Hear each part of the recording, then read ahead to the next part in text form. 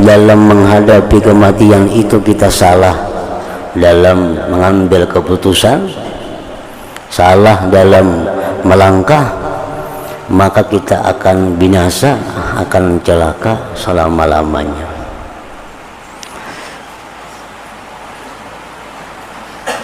Oleh karena itu Rasulullah seringkali membaca doa,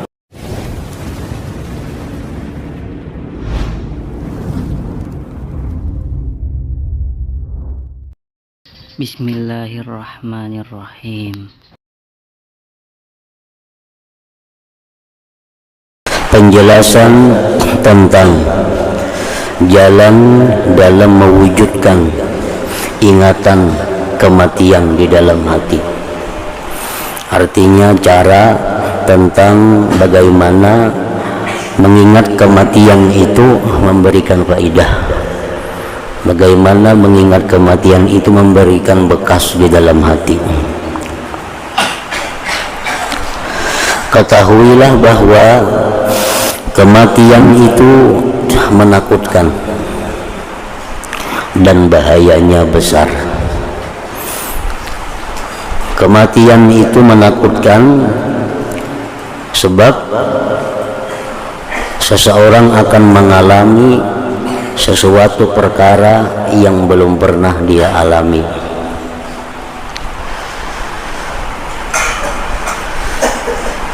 Yang kedua, kematian itu menakutkan karena dia akan melihat secara langsung malaikat maut yang selama ini hanya mendengar kabar beritanya. Yang ketiga, kematian itu menakutkan karena menjelang kematian itu seseorang akan langsung melihat syaitan, melihat iblis menggoda dia, melihat syaitan bagaimana membujuk ia agar keluar daripada tauhid, agar keluar dari Islam. Nah, oleh karena kematian itu sangat menakutkan, Rasulullah Shallallahu Alaihi Wasallam seringkali beliau berdoa dengan doa Allahumma inni 'alal maut wa hawwinhu alayya. Ini menunjukkan bahwa kematian itu sesuatu yang sangat berat. Kematian sesuatu yang sangat membahayakan. Oleh karena itu Nabi pun minta tolong kepada Allah menghadapi kematian itu. Allahumma a'inni 'alal maut wa hawwinhu alayya.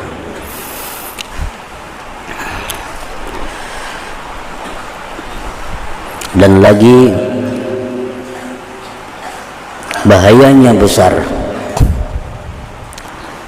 Kematian itu bahayanya besar karena apabila dalam menghadapi kematian itu kita salah dalam mengambil keputusan, salah dalam melangkah, maka kita akan binasa, akan celaka selama-lamanya.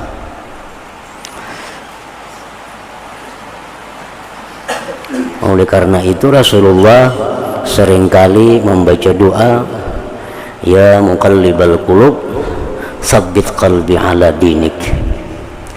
Ya muqallibal qulub, wahai Tuhan yang membolak-balikkan hati, tsabbit qalbi ala dinik, tetapkan hatiku atas agama Engkau. Karena menjelang kematian itu kiri kanan muka belakang atas bawah godaan datang dari syaitan agar kita menurut apa yang dikehendakinya. Nah, bila kita di situ tunduk kepada syaitan, kita akan celaka, dan celaka itu tidak ada habisnya lagi. Dan kesempatan untuk memperbaiki, untuk tobat sudah habis dengan kematian itu. Nah, jadi ujar Imam Al-Ghazali bahwa kematian itu menakutkan dan bahayanya besar. Kalau kita sekarang masih sehat, masih hidup, salah dalam melangkah, salah dalam mengambil keputusan, masih ada kesempatan untuk kembali. Masih ada kesempatan untuk tobat. masih ada kesempatan mencari pembimbing. Nah, kalau dalam detik-detik akhir hidup salah mengambil keputusan menuruti apa yang ditunjukkan oleh syaitan, habis umur kita. Kemana lagi kita tobat, kemana lagi mencari petunjuk, masanya sudah habis. Nah, jadi itu yang sangat ditakutkan dan bahayanya sangat besar. Apabila kematian itu mudah, maka selanjutnya akan lebih mudah lagi.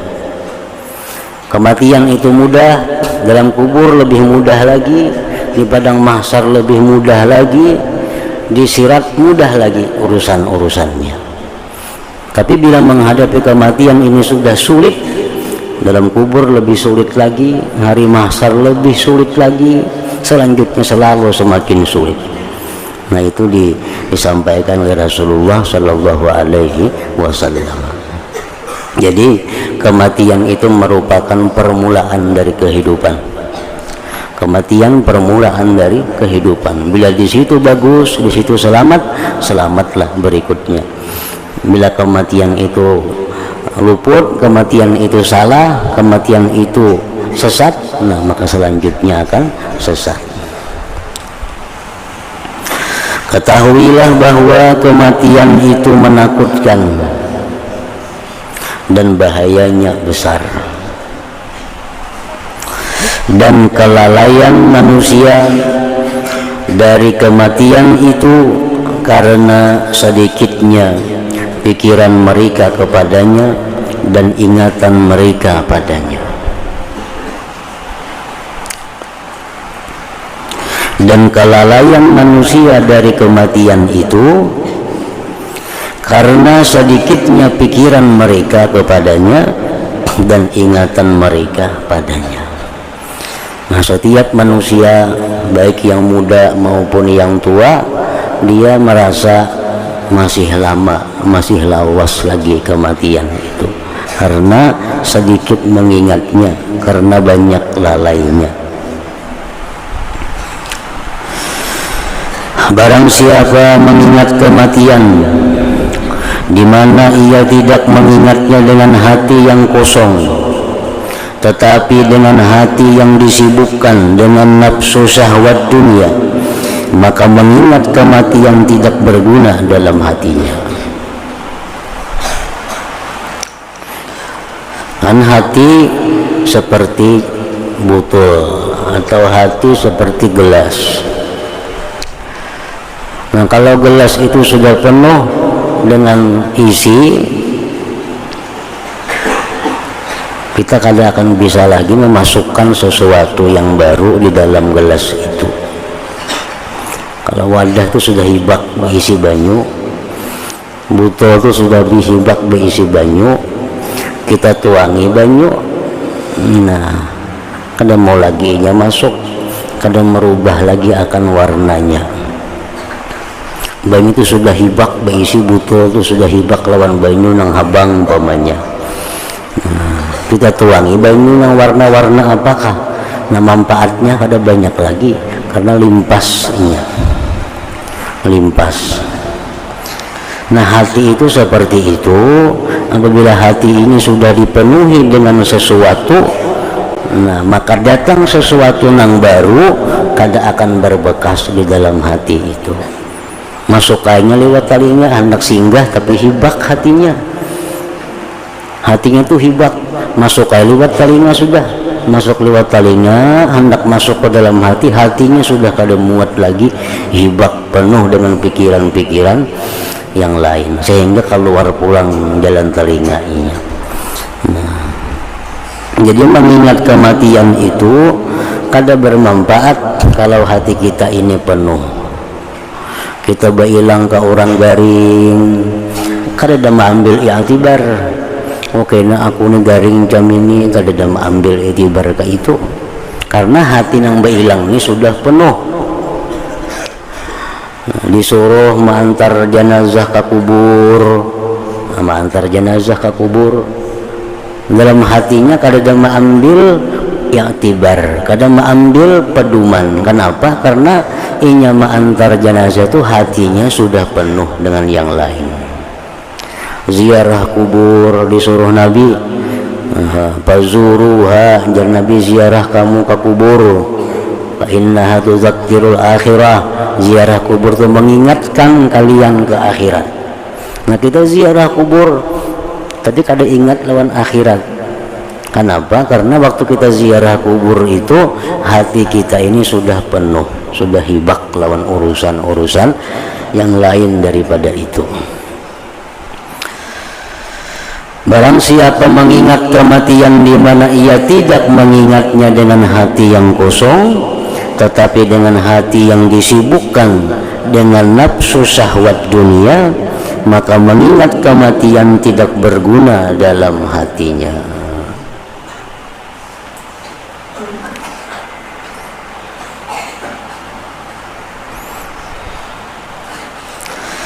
Maka jalan atau cara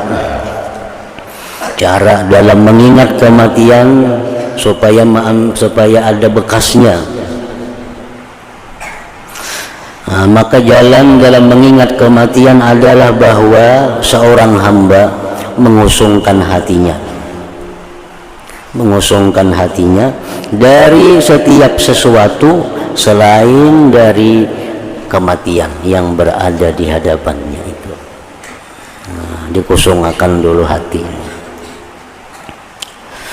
Seperti orang yang bepergian ke padang pasir yang berbahaya atau menyeberangi lautan, maka ia tidak berpikir selain padanya.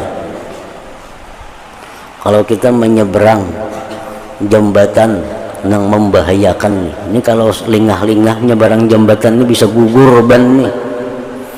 Nah, lalu kita menyeberang jembatan itu dengan pikiran, dengan hati yang 100% terarah ke situ. Karena bila lingah sedikit ini gugur. Nah, dengan demikiannya bisa selamat menyeberang jembatan itu. Nah, demikian pula halnya orang yang mengingat kematian itu, apabila dia menganggap bahwa kematian itu ada di hadapannya dan kematian itu suatu saat datang kepadanya, nah maka mengingat kematian itu akan ada manfaat masuk ke dalam hatinya.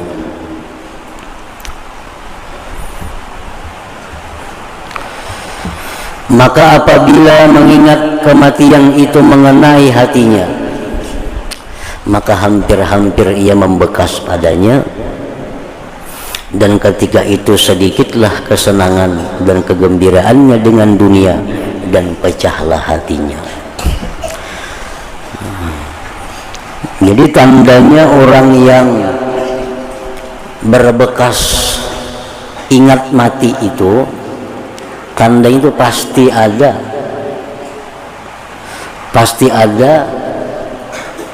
kelemahan dalam hal urusan duniawinya, kada sakancang dahulu lagi. Itu tanda bahwa mengingat kematian itu berbekas. Apapun yang bila kita bayangkan kematian itu parak, segala ibadah kita menjadi baik, urusan dunia kita lemah. Orang tuh sembahyang kayak apa caranya supaya sembahyang tuh bisa khusyuk. Ini orang melatih, belum kawal lagi khusyuk sembahyang nih. Pada sudah belajar macam-macam cara sembahyang khusyuk sudah kada mau juga khusyuk. Nah, Nabi kita mengarahkan bagaimana sembahyang itu supaya bisa khusyuk. Salli salata muwaddi', sembahyanglah engkau akan sebagai sembahyang terakhir dalam hidup kamu. Nah, ini sembahyang kunang terakhir. Maghrib ini maghribku yang terakhir. Maghrib isuk belum tentu lagi bisa, isya belum tentu sempat. Jadi maghrib ini maghribku terakhir. Nah, itu salah satu kaifiat cara untuk mendatangkan khusyuk di dalam sembahyang itu. Nah, orang kenapa melakukan maksiat? Karena pasti inya menganggap masih lawas lagi hanyar mati. Itu pasti. Jakanya orang itu yakin bahwa inya mati malam ini atau minggu ini nah, kadang waninya berbuat maksiat itu, kadang waninya dan kada jauh lawan tasbih pasahapan ngatakan ya. Inya tuh bakayakinan dalam minggu ini mati, dalam minggu ini aku mati. Bisa kada buka lagi toko, kada buka lagi toko, kada jauhnya Quran di tangan tasbih, duduk kada jauh pada pasahapan. Nah, kenapa orang itu berlomba-lomba dengan dunia, bahkan berani melakukan maksiat? Penyebabnya itu antara lain nisyanul maut, melupakan mati itu, melupakan mati. Nah, setiap ingat mati yang memberi bekas dalam hati itu menjauhkan dia daripada kegembiraan dan kesenangan dunia.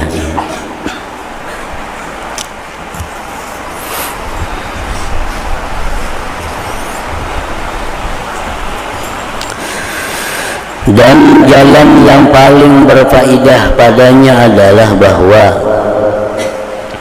ia memperbanyak mengingat teman-temannya yang telah berlalu sebelumnya.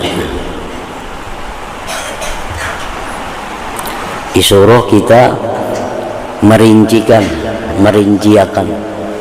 kawan-kawan kita yang sudah berdahulu bulik tuh, kawan-kawan kita, kula-kula kita, tetangga-tetangga kita. Nah, kita hadirkan di dalam hati arwah haji si anu, arwah haji si anu, arwah bapak si anu, arwah acil anu, arwah anu.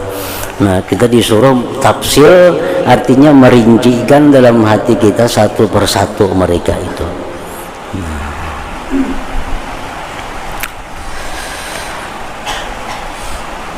Ini supaya ada berfaedah mengingat kematian tuh. Memperbanyak mengingat teman-teman yang telah berlalu sebelumnya.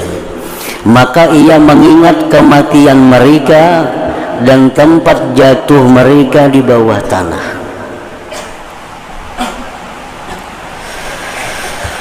Dan ia mengingat rupa mereka. Rupanya tuh bayangakan. Rupa kawanku si anu ka ini, rupa kawanku si anu ka ini. Dalam kedudukan mereka dan keadaan-keadaan mereka. Kawanku nang saling sugihan itu mati juga sekalinya. Kawanku nang fakir miskin si pulan itu mati juga. Patuhanku nang bapangkat ini mati juga sekalinya. Dan ia memikirkan bagaimana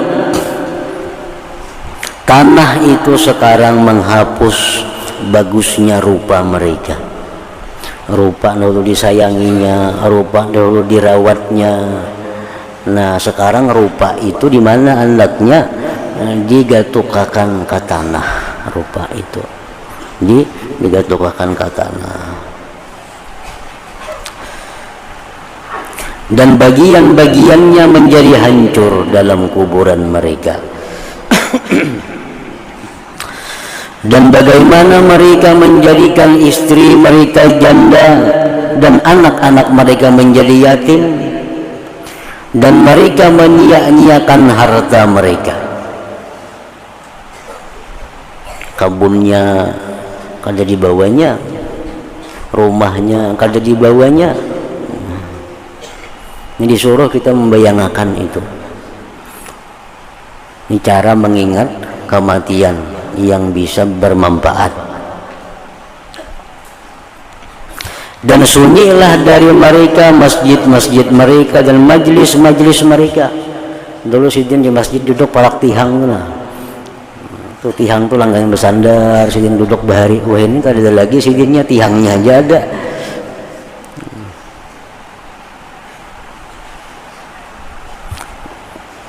Dan terputuslah bekas-bekas mereka itu. Maka manakala seorang laki-laki ingat kepada laki-laki yang lain dan ia uraikan dalam hatinya akan keadaannya dan cara kematiannya, ia mengira rupanya ia ingat semangatnya, berbulak-baliknya angan-angannya bagi kehidupan dan kekekalan. Lupanya terhadap kematian, tertipunya dengan sebab-sebab kecenderungannya kepada kekuatan dan masa muda, senangnya kepada tertawa dan bermain, lupanya dari apa yang ada di hadapannya, dari kematian yang segera dan kebinasaan yang cepat. Kita disuruh cuma ingatakan itu. Kita ingat lo arwah si Fulan itu. Nah, kita ingat arwah si Fulan tuh siang malam mencari dunia kada ada henti-hentinya. Rahatan itunya garing mati, kada sempat menuntut ilmu, kada sempat beribadah, kada sempat bawakaf, kada sempat apa. Nah, kita ingatakan orang yang seperti itu. Ingatakan orang-orang yang baik. Oh, Haji si anu tuh lain lagi. Haji si anu tuh sedih sampai pensiun, kada tahu di toko lagi, kada tahu dagangan lagi, menuntut ilmu, beramal, ke masjid, sembahyang berjamaah, akhirnya mati. Nah, kita ingat nah orang yang baik-baik kita ingat, orang yang kada tahu di mati hidupnya orang berusaha kita ingat juga. Dan bagaimana ia berbulak-balik dan sekarang telah hancur kedua kakinya dan sendi-sendinya, dan bahwa bagaimana ia berbicara dan ulat telah memakan lisannya, dan bagaimana ia tertawa sedangkan tanah telah memakan gigi-giginya, dan bagaimana ia memikirkan bagi dirinya apa yang tidak ia perlukan sampai 10 tahun pada waktu yang tidak ada di antaranya dan kematian selain sebulan. Haji si anu tuh dulu nah ini maulah ini nang tahan 10 tahun, sekalinya seminggu itu matinya, nang sampai mati 10 tahun. Inya merancang ini dahulu, ini maulah ini, sekalinya 2 bulan itu mati. Nah, kita ingatakan orang-orang nang itu.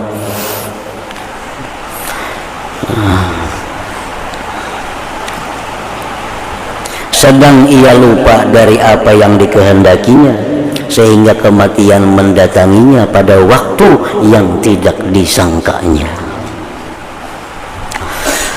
Maka terbuka baginya rupa malaikat dan diketuk pendengarannya oleh panggilan, ada kalanya dengan surga atau dengan neraka. Nah, maka ketika itu ia memandang pada dirinya bahwa ia adalah seperti mereka, dan kelalaiannya adalah seperti kelalaian mereka, dan akibatnya akan terjadi seperti akibat mereka. Nah, jadi sesudah kita disuruh tadi dilajari, nah, merinci akan kawan, kenalan atau orang, kita disuruh mengatakan si Fulan itu sugihnya, demikian banyaknya bisi harta. Nah, si Fulan itu siang malamnya hanya urusan dunia. Si Fulan itu kada tahu menuntut ilmu, kada tahu sembahyang berjamaah, paling Jumat sekali ke masjid. Si Fulan itu kada tahu silaturahmi karena dia sibuk. Rahatan kesibukannya inya mati. Nah, apakah aku nih kena nangka itu juga kah? Nah, itu artinya. Apakah aku nih kayak itu juga kah kena nih? Supaya ingat mati itu ada memberi bekas. Ingat akan pulang si Fulan yang baik. Oh, si Fulan itu waktunya umur 50 tahun, ini sudah kadang mau urus dunia lagi. Ini hanya sibuk menuntut ilmu, sibuk sembahyang berjamaah, sibuk mengurus kebaikan. Akhirnya ia mati. Nah, apakah aku nih anak itu kah atau kayak yang pertama itu kehendak nih? Nah, ditawari. Hendak yang pertama kayak Haji si anu itu, hendak nangka ini kayak Haji si anu, namanya kem hendak nih. Nah, supaya ingat kematian tuh berbekas di dalam hati.